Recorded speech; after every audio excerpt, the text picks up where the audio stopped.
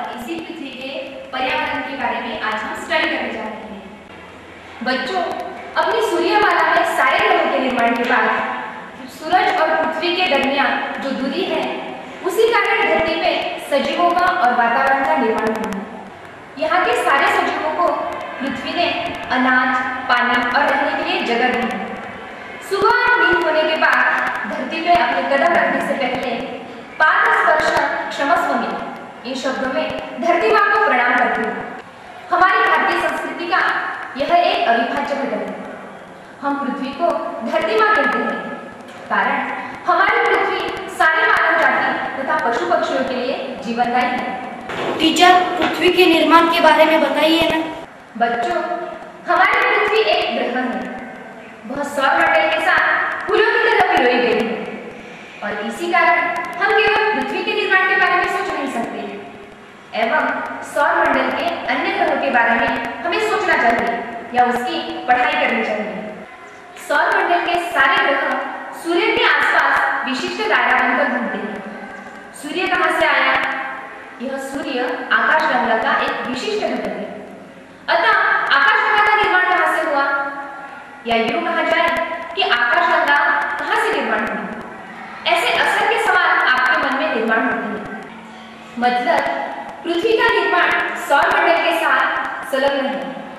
इसी कारण हमें विश्व के निर्माण के बारे में पढ़ाई करनी है। टीचर, विश्व निर्माण के बारे में बताइए ना। विश्व निर्माण का अभ्यास करने से पहले हमें सौरमंडल को समझना चाहिए और इसी कारण विश्व निर्माण संबंधी क्या समझ में आएगा। तात्पर्य यह है कि हम सौरमंडल के निर्माण के बारे में समझना चाहिए। टीचर, सौरमंडल का निर्माण कैसे हुआ? आनंद, 18वीं सदी में वैज्ञानिकों के विचार में एक अमूल्य परिवर्तन हुआ, जिससे उनकी समझ में आया कि वातावरण में जो बदलाव होते हैं उनमें भगवान के अलावा निसर्ग की भी कुछ अंतही विशेषताएं हैं। उनके समझ में एक खास बात आई कि हमारा निसर्ग स्थिर नहीं है और इसी ज्ञान के कारण साइंटिस्ट सौरमंडल के बारे में अपने विचार व्यक्त करने लगे। सन 1745 में फ्रेंच नेचर साइंटिस्ट बफोले ने सिद्धांत तय किया कि कर्ता कर्विता परमेश्वर है, लेकिन यह सिद्धांत किसी को पसंद नहीं आया। फिर उन्होंने नया सिद्धांत सामने लाया कि धूमकेतु और सूर्य इन्हीं के बीच एक टकराव हो गया, जिस कारण सूर्य में से जो वस्तुएं बाहर निकली उन वस्तुकणों से ग्रह का निर्माण हुआ। खास बात यह है कि बफोले ने सारी घटना नैसर्गिक बयान की, लेकिन पृथ्वी का निर्माण का श्रेय भगवान को दिया था। उसके सिद्धांत से एक बात निश्चित साफ हुई कि रिसर्च के सेक्टर में साइंटिस्ट कामयाबी की सीढ़ी चढ़ने जा रहे हैं। सन 1796 में फ्रेंच गणितज्ञ तथा खगोलतज्ञ लाप्लास ने exposition of the world system नामक किताब प्रकाशित की। उसमें लाप्लास ने विश्व उत्पत्ति का सिद्धांत सामने लाया। वो इस प्रकार: हमारी ग्रहमाला एक प्राइमरी अवस्था में सूर्य के आसपास गर्म, तप्त, तरल वातावरण में निर्माण हुई है।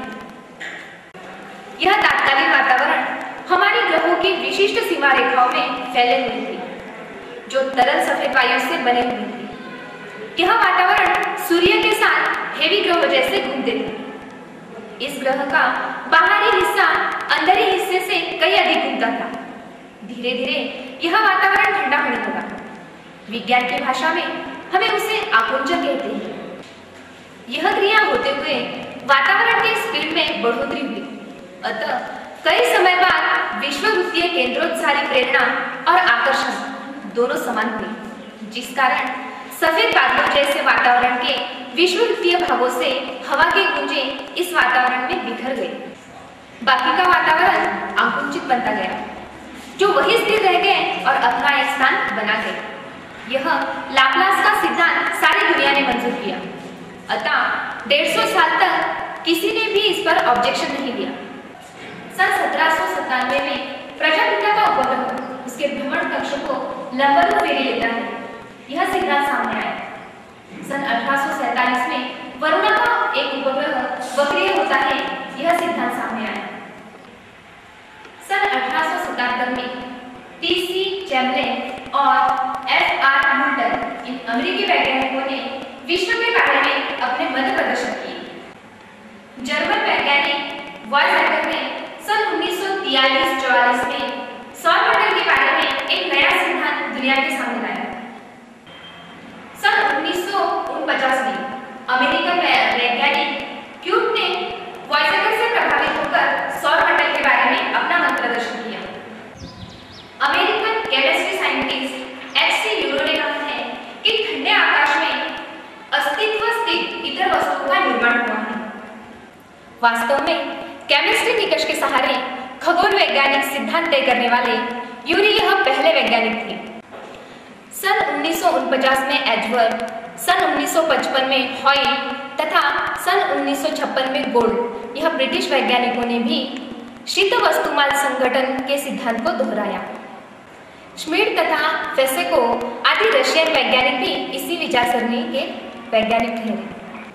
भूवास्तव वैज्ञानिक प्राबी गुटेनबर्ग ने कहा है कि शीत वस्तुओं का संगठन होने के बाद फिर से जो संगठन हुआ उसी क्रिया से पृथ्वी का निर्माण हुआ है। आज तक कई साइंटिस्ट तथा वैज्ञानिकों ने अपने अपने सिद्धांत और मत प्रदर्शित किए हैं, लेकिन पृथ्वी के निर्माण का रहस्य तथा सौरमंडल के निर्माण का रहस्य 100% सॉल्व नहीं हुआ है। आज तक कई नए सबूत वैज्ञानिकों के हाथ आते रहे हैं और उसी आधार पर नए अनुमान लगाए जाते आ रहे हैं। यूं कहा जाए तो यह अनुमान एक पुरानी कहानी हाथी और 7 अंधे लोग की तरह ही है। आज मानव एक अंतराली कक्षा पर खड़ा है। कल, आज और कल मानव सौरमंडल के चक्र से बाहर आ जाएगा। तब कर्म धर्म सहयोग से उसके हाथ पृथ्वी का रहस्य आ सकता है। सूर्य और सौरमंडल के निर्माण संबंधी हमने विभिन्न वैज्ञानिकों से विभिन्न मत तथा सिद्धांत सुने हैं। आज हम पृथ्वी के बारे में जानकारी लेंगे। हमारी धरती सूर्य से तीसरे स्थान पर है और सौरमंडल के सारे ग्रहों के आकार की तुलना में हमारी पृथ्वी 5वें स्थान पर है। अब तक हुए सारे सिद्धांतों ने यह सिद्ध किया है कि हमारी पृथ्वी गोलाकृति है। अंतराल से देखा जाए तो पृथ्वी ग्रह हमें नीले तथा सफेद रंग का दिखाई देता है और धरती पर जीव सृष्टि तथा वनस्पतियां हैं। निसर्ग के वरद हस्त से पृथ्वी ग्रह विभिन्न वैशिष्ट्यों से सजा हुआ है। टीचर, आपने जिन वैज्ञानिकों के बारे में बताया उनमें भारतीय वैज्ञानिक शामिल क्यों नहीं है? वसंत, उस बाबत हमारा देश काफी दुर्भाग्यशाली रहा होगा। हमारे देश में वराहमिहिर, आर्यभट्ट, ब्रह्मगुप्त और भास्कराचार्य आदि खगोलज्ञ के निर्माण हुए हैं। इनके अतिरिक्त हमारे वैज्ञानिकों ने एक सिद्धांत सामने लाया है कि हमारे देश में देवों की संख्या 33 करोड़ है। सूरज पूरब दिशा से निकलता है और पश्चिम दिशा में डूब जाता है। यही हमारी सोच है। टीचर, पृथ्वी पर जीव सृष्टि क्यों है? कारण धरती और सूरज में जो डिस्टेंस है वो वहां के वातावरण तथा जीव सृष्टि के लिए पोषक है। बाकी ग्रहों में और हमारी पृथ्वी में यही एक फर्क है, जिस कारण अन्य ग्रहों पर जीव सृष्टि का अस्तित्व नहीं है। हमारी पृथ्वी सूर्य से 14.96 दूरी पर है। पृथ्वी का सेक्टर व्यास 12,756 किमी है। पृथ्वी अपने स्वभोक्ति एक परिक्रमा पूर्ण कर लेती है और इसी परिक्रमा को हम पूरा एक दिन देखते हैं। धरती यह परिक्रमा पूर्ण करने के लिए 23 घंटे 56 मिनट और 4 सेकंड लगते हैं। हमारी धरती का 1/4 हिस्सा जमीन से और 3/4 हिस्सा पानी से आता है। हमारी पृथ्वी सूर्य का एक फेरा 365 दिन 6 घंटे 9 मिनट और 10 सेकंड में पूरा कर देती है, जिस काल को हम पूरा एक वर्ष करते हैं। टीचर, पर्यावरण विषय बताइए ना। पर्यावरण मीन्स हमारे आसपास का वातावरण, जिसमें विभिन्न प्रकार के वायु, सजीव, निर्जीव आदि चीजें इन्वॉल्व होती है। यह सारे घटक मिलाकर जो संगठन होता है उसे पर्यावरण कहा जाता है। लेकिन हम अवश्य याद रखें कि किसी बक्से में भरी हुई वस्तुएं तथा सामानों की यादी जैसा यह प्रकार नहीं है। यह एक सुसंगत रचना है जहाँ एक शिस्त, नियम, कानून है। उसका कुछ अलग सा वैशिष्ट्य है। पृथ्वी पर स्थित वातावरण सजीवों के लिए लाभदायी है। इस सारे सौरमंडल में केवल पृथ्वी ही ऐसा ग्रह है जहाँ का वातावरण सजीवों के लिए पोषक है। इसी ग्रह पर सजीवों का निर्माण हो गया, इसकी उत्क्रांति हो गई। और इसी पर्यावरण की भी कुछ खास वैशिष्ट्य है। टीचर, पर्यावरण की वैशिष्ट्य क्या है? समझाती हूँ। इसका पहला वैशिष्ट्य यह कहा जाएगा कि इसमें रहने वाले विभिन्न चक्र और ऐसे कई चक्र मिलाकर जो तैयार होता है वह है पर्यावरण। हम सांस लेते हैं तो ऑक्सीजन लेते हैं और सांस छोड़ते हुए कार्बन डाइऑक्साइड बाहर फेंकते हैं। पेड़ पौधे कार्बन डाइऑक्साइड शोष लेते हैं और ऑक्सीजन बाहर फेंकते हैं, जो हमारे लिए लाभदायक होता है। यह सर्कल प्राणवायु का है। ऐसा ही सर्कल नत्रवायु, जल और अन्न का भी है। टीचर, यह सर्कल निसर्ग में ही है क्या? हाँ, पर्यावरण का और एक वैशिष्ट्य यह है कि यहाँ के सभी सजीव निर्जीव एक दूसरे पर डिपेंड है। फॉर एग्जाम्पल, निसर्ग सजीव को अन्न देता है, मानव जाति को भी रोटी, कपड़ा और मकान देता है। यूं कहा जाएगा कि हमारा जीवन पृथ्वी पर निर्भर है। बच्चों, इस पर्यावरण का एक बहुमूल्य घटक मानव जाति को कहा जाएगा। मानव जाति का निर्माण यह एक रिसर्च का विषय है, लेकिन यह बात उतनी ही महत्वपूर्ण है कि निसर्ग ने मानव को बुद्धि प्रदान की है, ना कि इतर सजीवों को। बुद्धि दिमाग की वजह से मानव खुशहाल किस्मत का है। अपने खुशी के लिए मानव ने अपने दिमाग से निसर्ग का इस्तेमाल किया है, साथ ही हानिकारक तरीके से और विज्ञान की मदद से निसर्ग का लाभ उठा रहा है। कारण में बाधाएं निर्माण कर रहा है, निसर्ग पर अपना कब्जा जमाने की कोशिश कर रहा है। करोड़ों साल से विशिष्ट रूटीन से चली आ रही इस पर्यावरण ट्रेन में मानव के हस्तक्षेप से बाधाएं बनकर वह ट्रेन एक भयानक विनाश की तरफ दौड़ रही है, जिससे मानव जात अनभिज्ञ है। यूं कहिएगा कि पर्यावरण पर मानव आक्रमण कर रहा है। पर्यावरण व्यवस्था पर मानव आक्रमण कर रहा है, इसका मतलब क्या है टीचर? आज की बढ़ती आबादी, फैक्ट्रीज, गाड़ियाँ, सिटीज और जंगल कटाई, जिसकी वजह से हवा, पानी और अनाज आदि महत्वपूर्ण घटक प्रदूषित होते हैं। टीचर, प्रदूषण के कितने प्रकार हैं? There are many kinds of pollution. स्थल प्रदूषण, जल प्रदूषण, वायु प्रदूषण, ध्वनि प्रदूषण और अन्न प्रदूषण। अब हम पर्यावरण और उसका प्रदूषण इन्हीं विषय का अभ्यास करेंगे।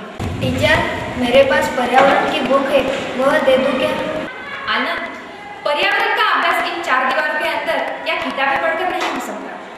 इसके लिए हमें खुले माहौल में जाना पड़ेगा, ताकि हमारा निसर्ग हमारे लिए क्या है इस बात का पता चलेगा। टीचर, हमें निकलना है। अरे नहीं आनंद, अभी नहीं। हम कल बाहर जाकर शहर का ऑब्जर्वेशन करेंगे और पर्यावरण का अभ्यास करेंगे। हमारे निसर्ग से हमें कौन सी सीख मिलती है यह भी देखेंगे। Nature is our first teacher, लेकिन दुर्भाग्य से हमारे इस टीचर को पॉल्यूशन का ग्रहण लग गया है और इसी कारण हमारी दुनिया एक विनाश की चौखट पर खड़ी है। अब हमें स्वयं का परीक्षण करना चाहिए। इस बढ़ते पॉल्यूशन को कैसे रोकना है, यही हमारा मेन टारगेट होना चाहिए। तो बच्चों, हम कल सुबह 10 बजे हमारी पाठशाला में आएंगे और यहाँ से पर्यावरण स्टडी के लिए रवाना होंगे। ओके?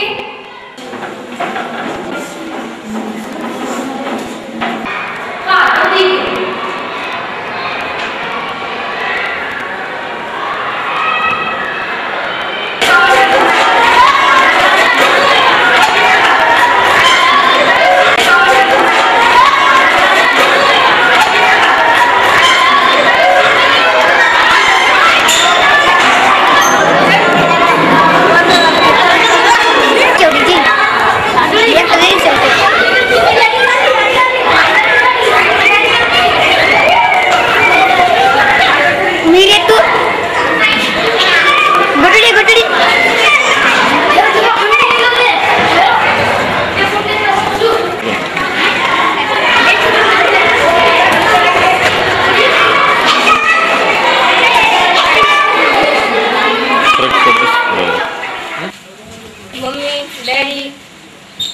लो आ गए बच्चे। मम्मी, डैडी, आज हम समझ गए कि आप अपने बगीचे की इतनी देखभाल क्यों करते हैं।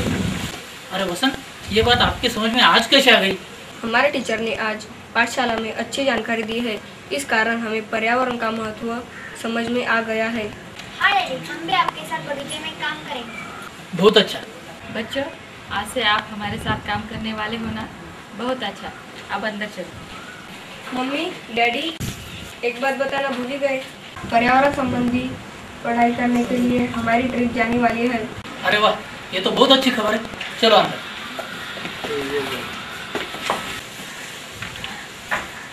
क्यों बच्चों, आज आपकी ट्रिप जाने वाली थी ना, क्या हुआ? मुझे लगता है शायद आपकी ट्रिप कैंसिल हो गई। अब तक कुछ भी तैयारी नहीं दिखाई दे रही। माँ साहब, तैयारी तो कब की हो चुकी है। हम सारे बच्चे लोग पहले पाठशाला में इकट्ठा हो रहे हैं। वहाँ से हम सब एसटी बस से जा रहे हैं। बेटा वसु, तुमने तो कहा था ट्रिप यहीं पे ही आसपास ही जा रही है, क्या नाम है उस जगह का? डैडी, कल रात को ही आपको बताया था, शायद आपको याद नहीं। हमारी ट्रिप यही उड़नाव गार्डन में जानी है। वहाँ हम गार्डन, तालाब, मंदिर आदि देखने वाले। ऐसा कहा जाता है कि वहाँ एक भयानक जंगल है। बेटी वसु, तुम तुम्हारे मैडम के साथ ही रहना, इधर उधर घूमना नहीं। बच्चों आप संभल के रहना। डैडी, मम्मी, आप बेफिक्र रहिए। चलो भैया।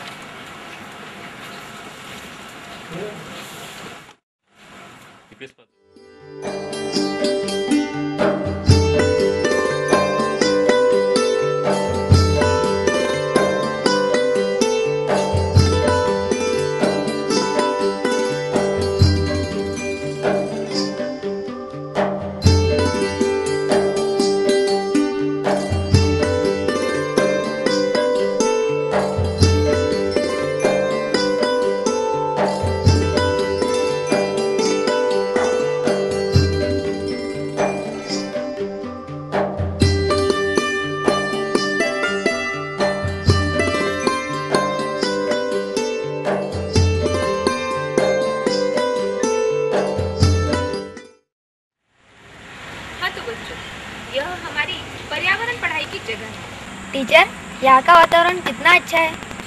बच्चों, यह हमारा निसर्ग है और यहाँ का वातावरण कितना सुहावना है। जी टीचर। बच्चों, आप समझ गए ना कि पर्यावरण की स्टडी 4 दीवारों के अंदर नहीं हो सकती। जी टीचर। बच्चों, अगर हम हमारे पंचेंद्रियों द्वारा इस निसर्ग को समझ लेंगे तो वह हमारे समझ में आएगा और तभी इसका आकलन हमें होगा।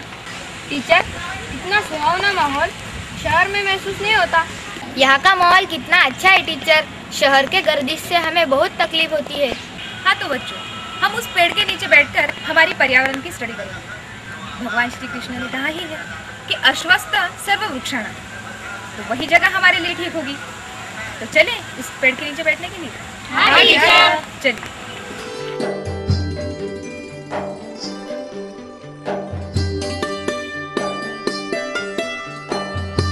बच्चों, यह हमारा पर्यावरण है जिसे हम निसर्ग कहते हैं और निसर्ग में हवा, पानी, प्राणी, पेड़ पौधे इत्यादि चीजें शामिल होती हैं। बच्चों, निसर्ग से हमें बहुत सी चीजें सीखने को मिलती हैं और इसीलिए निसर्ग हमारा पहला गुरु होता है।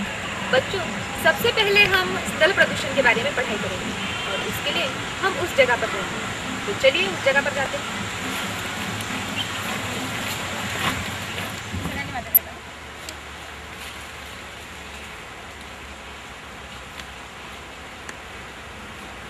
हाँ तो बच्चों, अब हम पर्यावरण प्रदूषण को कैसे रोक लगाई जाए इस बाबत पढ़ाई करेंगे। Yes teacher.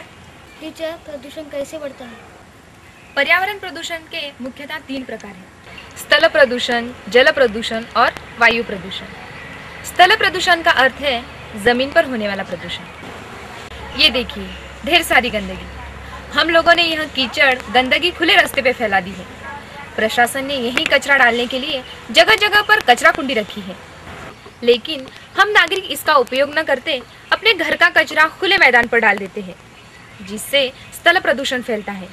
यह स्थल प्रदूषण सारे मानव जाति के लिए एवं पशु पक्षियों के लिए हानिकारक अर्थात जानलेवा भी हो सकता है। कैसे टीचर। बड़े बड़े शहरों में हमें कचरों से भरे हुए महापालिका के ट्रक दिखाई देते हैं। अपनी मुंबई का ही उदाहरण लेंगे। मुंबई का सारा कचरा कीचड़ उठाकर अरबी सागर में डाला जा रहा है और वहाँ पानी हटाकर जमीन तैयार की जा रही है। ये सारा कचरा किस प्रकार का है आपको पता है? नहीं टीचर, आप ही समझाइए ना। बेशक, मुंबई जैसे बड़े बड़े शहरों में हर रोज 4000 टन कचरा जमा होता है। हर इंसान हर साल आधा टन कचरा फेंक देता है, जिसमें मुख्यतः कागज, कपड़े, अनाज, लकड़ी, कांच का बना हुआ सामान, प्लास्टिक की चीजें आदि तरह की चीजें दिखाई देती है। इन सारी चीजों को रिप्रोडक्ट करके उसे फिर से इस्तेमाल किया जा सकता है। लकतरे और कागजों को रिप्रोडक्ट करके उसे फिर से इस्तेमाल किया जा सकता है। कांच की चीज़ें, धातुओं को तथा प्लास्टिक चीज़ों को गर्म भट्टी में पिघलाकर फिर से इस्तेमाल किया जा सकता है। सड़े हुए अनाज को निकालकर उसे गैस ईंधन प्राप्त किया जा सकता है तथा खेतों के लिए खत भी मिल सकता है। टीचर, हॉस्पिटल में अधिक मात्रा में कचरा होता है, यह कचरा पोल्यूशन फ्री कैसे किया जाएगा? Anand, you are asked very best question.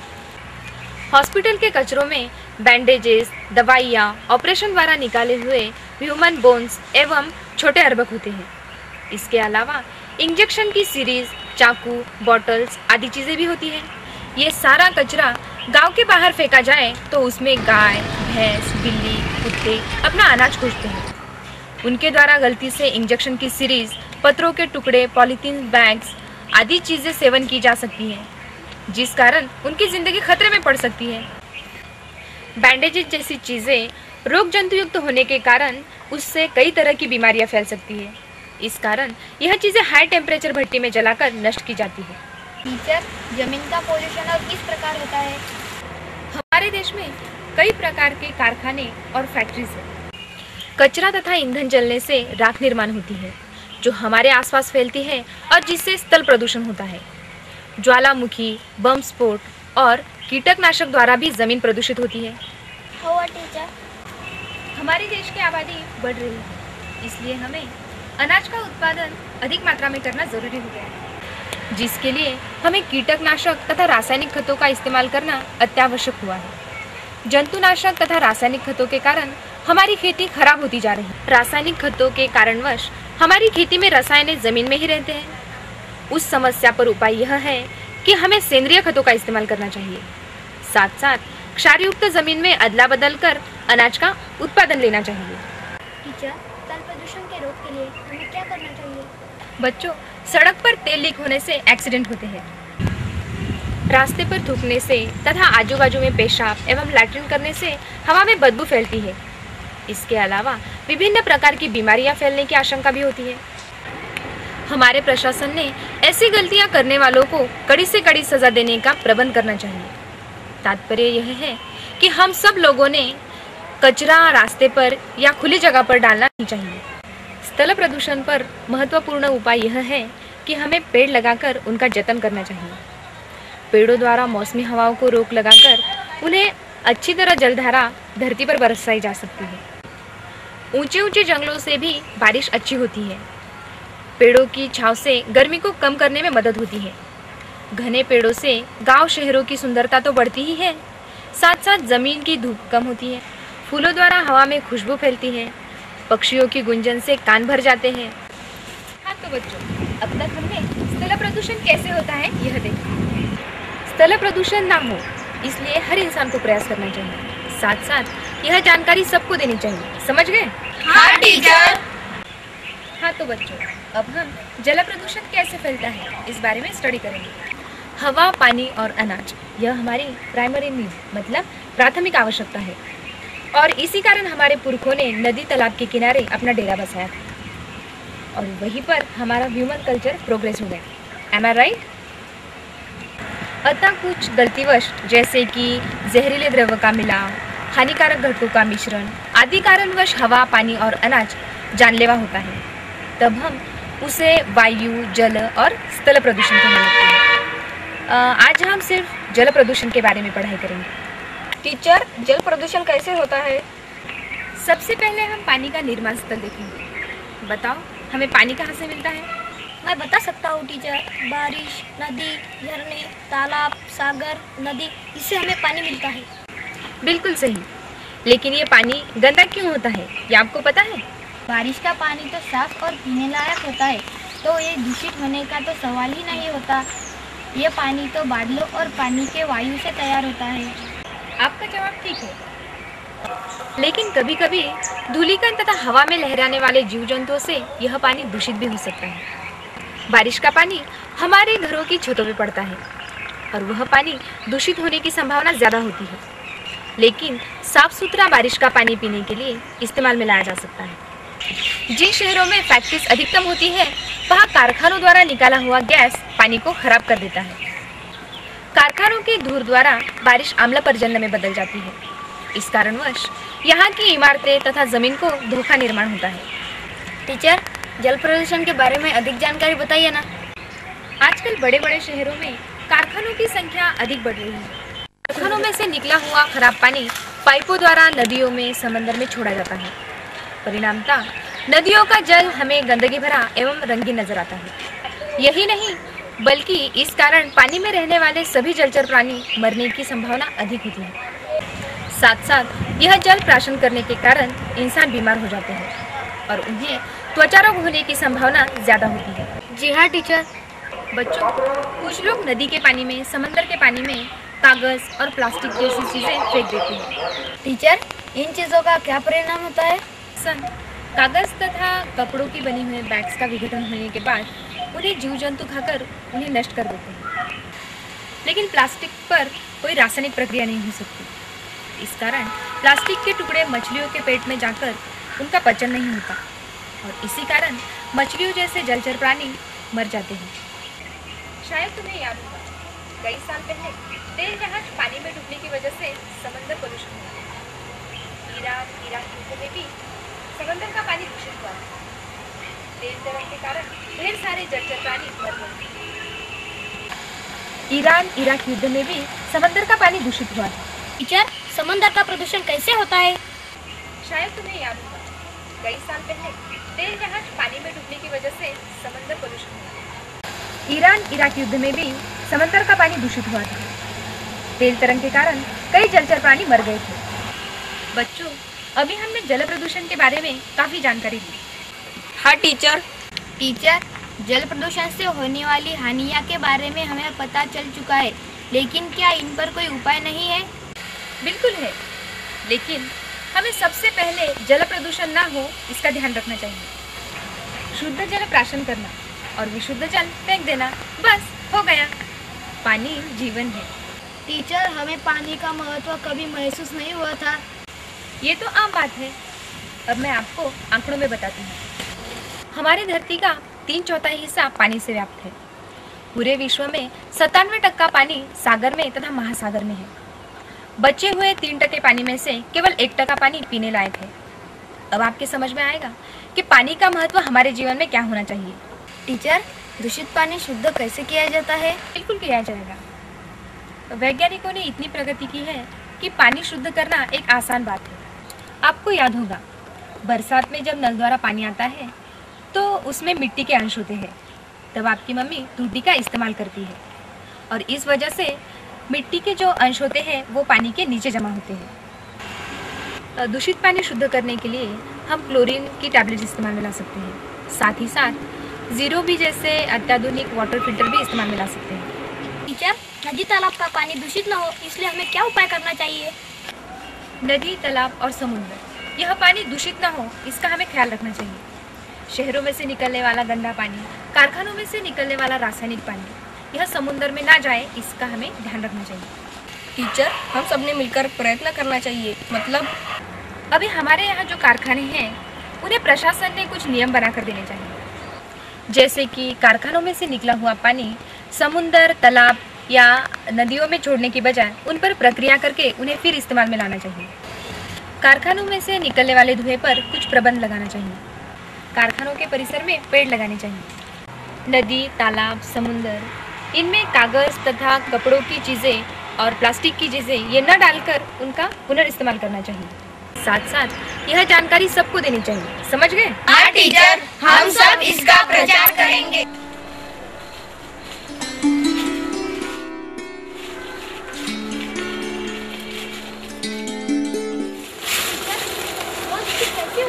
बता दूँ टीचर, यहाँ बहुत बदबू है। यह बदबू कैसी है? बच्चों, इसकी वजह क्या है, क्या आपको पता है? टीचर, आप ही बताइए ना। यह बदबू हमारे शहर के कारखानों से आ रही है। यह दुष्परिणाम है वायु प्रदूषण का, जिस कारण रवि को शायद घुटन महसूस हो रही है। क्यों देखा जाए तो हवा में 78% नाइट्रोजन, 21% ऑक्सीजन और 1% कर्बद्वीप प्रणील एवं अन्य वायु का प्रभाव होता है, जिसकी हमारे शरीर को आदत हो गई। लेकिन इस मात्रा में अगर फर्क पड़ गया या कोई जहरीला वायु इसमें मिक्स हो गया तो ये हमारे लिए जानलेवा हो सकता है और इसे हम वायु प्रदूषण कहते हैं। टीचर, हवा प्रदूषण किन चीज़ों से होती है? इंडस्ट्रियल प्रोडक्ट में बढ़ती मात्रा यह प्रोग्रेस की निशानी है, लेकिन प्रोडक्ट के लिए ईंधन आवश्यक होता है। अतः इस ज्वलन से carbon monoxide, sulphur dioxide, nitrogen आदि जहरीले वायु धुआं कारखानों से बाहर खुली हवा में छोड़े जाते हैं, जिस कारण आँखों में जलन, घुटन, दमा, कैंसर और फेफड़ों की बीमारियां होने की संभावना रहती है। कपड़ों के उत्पादन के वक्त उसके बारीक तंतु हवा में घुलने से भी वायु प्रदूषण होता है। औद्योगिक वायु से आम्लयुक्त बारिश होने की संभावना होती है, जिस कारण जमीन का कस कम होता है। तात्पर्य यह है कि कारखानों से जहरीले वायु हवा में फैलते हैं। टीचर, वायु प्रदूषण से कौन कौन से दुष्परिणाम होते हैं? कारखानों में ईंधन ज्वलन से कर्बन विप्रणील वायु अधिक मात्रा में निर्माण होता है, जिससे हवा से प्राणवायु का प्रमाण कम होता जा रहा है। नेचुरल सर्कल में कर्बन विप्रणील वायु से क्षति हो रही है और हमारे आसपास का तापमान बढ़ता जा रहा है। महाराष्ट्र के बारे में कहा जाए तो महाराष्ट्र में 21,000 कारखाने हैं, जिससे निकलने वाले वायु से हमें थकान सी महसूस होती है। नाक से खून बहना, खांसी, सांस के विकार एवं छाती व फेफड़ों जैसी बीमारियां होने की आशंका बढ़ती है। सल्फर डाइऑक्साइड, कार्बन डाइऑक्साइड आदि वायु आम्लधर्मी होते हैं एवं पानी में विद्राव्य होने की वजह से आम्लयुक्त बारिश होती है। जिस क्षेत्र में कारखानों की संख्या अधिक मात्रा में होती है वहाँ इस प्रकार की बारिश होती है, जिसका परिणाम यहाँ के पेड़ों पर पड़ता है। इस असर से उन वनस्पतियों की बढ़ोतरी कम होती है तथा उनके पत्ते पीले पड़ जाते हैं। टीचर, वायु प्रदूषण क्या बहुत जानलेवा होता है? वसंत, कुछ साल पहले भोपाल स्थित यूनियन कार्बाइड कंपनी में मिथिल आइसोसायनेट नामक जहरीले गैस के लीक होने के कारण अंदाजन 3,000 लोग मर गए थे। हमारे देश में खेती उत्पादन, जनसंख्या और कारखानों में हो रही बढ़ोतरी की वजह से कम्युनिकेशन में बढ़ोतरी हो गई है। वाहनों की संख्या बढ़ती जा रही है। हमारे महाराष्ट्र में तकरीबन 35 लाख मोटर गाड़ियाँ हैं। मुंबई में हर रोज़ तकरीबन 1200 टन वजनों के प्रदूषण युक्त पदार्थ सभी प्रकार की मोटर गाड़ियों द्वारा हवा में फैलाए जाते हैं। Oh my God! बच्चों, यह वायु प्रदूषण बहुत हानिकारक होता है और सबसे भयावह बात यह है कि ओजोन वायु के स्तर को भी अब हानि पहुंच गई है। इस स्तर को अब छेद पड़ चुका है। टीचर, ओजोन वायु क्या होता है? ओजोन का मतलब हमारे अंतराल में वायु का एक स्तर है, जिसके विघटन से ऑक्सीजन तैयार होता है। इस वायु के स्तर से सूर्य द्वारा आए हुए प्रकाश किरण जो हमारे लिए घातक होते हैं वह रोके जाते हैं। यह किरण अगर अधिक मात्रा में धरती पर आए तो हमें त्वचा रोग, कैंसर आदि बीमारियां होने की संभावना होती है। ओजोन वायु के स्तर में छेद होने की वजह अब तापमान में बढ़ोतरी हो गई है। ऑक्सीजन का प्रमाण कम होता जा रहा है। हमारे द्वारा होने वाले इस पेड़ कटाई से यह प्रदूषण और बढ़ने लगा। इस कारण हमें आगे बहुत सावधानियां बरतनी होगी, अन्यथा भविष्य में हमें शुद्ध हवा, पानी और अनाज मिलना नामुमकिन हो सकता है। वायु प्रदूषण रोकने के लिए हमें कुछ उपाय बरतने पड़ेंगे, जैसे कि कारखानों में घन कण इकट्ठा करने की सिस्टम बना सकते हैं, सौर ऊर्जा तथा प्रदूषण विरहित ऊर्जा का उपयोग करना चाहिए और पेड़ों में अधिक मात्रा में वृद्धि करनी चाहिए। हरे भरे पेड़ों से प्रदूषण कम होता है। हवा में जो कार्बन होता है वह पेड़ों की पत्तों द्वारा ग्रहण किया जाता है और पेड़ों द्वारा हमें अधिक मात्रा में ऑक्सीजन मिलता है। हवा प्रदूषण रोकने का काम पेड़ों द्वारा किया जाता है। इस कारण हमें पेड़ों की सख्त ज़रूरत है। इसीलिए हमें जंगल कटाई रोककर नए पेड़ लगाने चाहिए और उनका रक्षण करना चाहिए। हवा प्रदूषण प्रतिबंधक कानून द्वारा कारखानदारों ने विशिष्ट प्रक्रिया बनाकर वहां प्रदूषण ना हो इसका प्रबंध करना चाहिए। नज़दीक जाने के लिए साइकिल तथा पैदल जाना चाहिए। प्राइवेट वाहनों द्वारा सफ़र की जगह एसटी, बसेस, रेल जैसी सार्वजनिक वाहनों का उपयोग करना चाहिए। पेट्रोल, बीज, कोयला आदि की जगह सौर ऊर्जा का उपयोग करना चाहिए।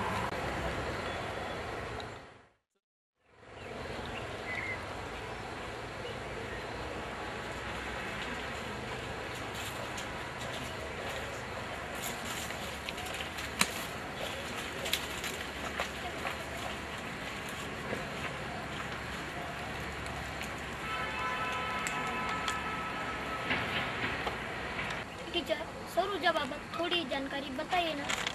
हमारे पुरखों द्वारा पुराण ग्रंथों में सूर्योपासना तथा सूर्य स्तुति श्लोक दिखाई देते हैं, जैसे आदित्यस्य नमस्कारे कुर्वाति दिन दिने जन्मांतर सहस्त्रेषु दारिद्र्यान वाप्नुयत। अर्थात जो इंसान हमेशा सूर्य शक्ति का उपयोग करेगा उसके सामने गरीबी कतई न खड़ी होगी। जन्मांतर सहस्त्रेषु अर्थात सौर ऊर्जा का लाभ सालों साल हमें होता रहेगा और हमारी आर्थिक उन्नति होती रहेगी। सूर्य हमारे लिए अखंड प्रदूषण मुक्त ऊर्जा स्रोत है, जो हमें हर घड़ी हर जगह मुफ्त मिल सकता है। यह ऊर्जा हमें साल में 300 से 325 दिन तक मिल सकती है, लेकिन मानव जाति यह ऊर्जा का उपयोग 1% भी नहीं करती। जो देश यह ऊर्जा अधिकतम उपयोग में लाता है वह देश सबसे ज्यादा अमीर एवं खुशहाल कहलाता है। अमेरिका यह ऊर्जा 51.60%, जर्मनी 26.60%, रशिया 22.60% और भारत सिर्फ 1.8% उपयोग करता है। कोयला, लकड़ी, पेट्रोल, डीजल आदि यूरेनियम का इस्तेमाल अनादिकाल से होता आ रहा है, जिस कारण पारंपरिक ऊर्जा स्रोत की मात्रा कम होती जा रही है। भविष्य में वह नष्ट भी हो सकती है। पृथ्वी के पेट में रहने वाले यह ईंधन कभी ना कभी तो खत्म होने वाला है, लेकिन सूर्य प्रकाश युगों युगों तक खत्म न होने वाला ऊर्जा स्रोत है। हमारे जीवन में सूर्य एक अति महत्वपूर्ण चीज है, जिस कारण हमें इसका इस्तेमाल करना ही चाहिए। अपारंपरिक ऊर्जा स्रोत मंत्रालय, भारत सरकार व महाराष्ट्र ऊर्जा अभिकरण, महाराष्ट्र शासन द्वारा इसीलिए अनेक उपकरण तैयार किए जाए। बच्चों, अब तक हमने जल प्रदूषण, वायु प्रदूषण और स्थल प्रदूषण कैसे होता है यह देखा, और उसके रोकथाम के लिए हमें क्या क्या करना चाहिए यह भी हमने सीखा। अब हमें अपना शहर, जिला, राज्य और अपना देश प्रदूषण मुक्त कैसे किया जाएगा, यह प्रयास हर इंसान को करना चाहिए। इसके अलावा हमारे सामने कोई और चारा भी नहीं है, अन्यथा भविष्य में हमें अनेक कठिनाइयों का सामना करना पड़ेगा। इस कारण प्रदूषण हर राष्ट्र को लगा हुआ एक कलंक है। प्रदूषण की रोकथाम के लिए राज्यकर्ताओं द्वारा तथा अधिकारियों द्वारा ठोस कदम उठाए नहीं जा रहे हैं, और यह हमारा दुर्भाग्य है। बच्चों, अब तक हमने स्थल प्रदूषण, वायु प्रदूषण, जल प्रदूषण और सौर ऊर्जा इस बाबत पढ़ाई की। अब हमें प्रयत्न करना चाहिए कि हमारा गांव, हमारा शहर, हमारा राज्य और हमारा देश पूरा प्रदूषण मुक्त रहे, और इसके लिए हमें प्रयास करना चाहिए। टीचर, हम सब इसका प्रचार करेंगे।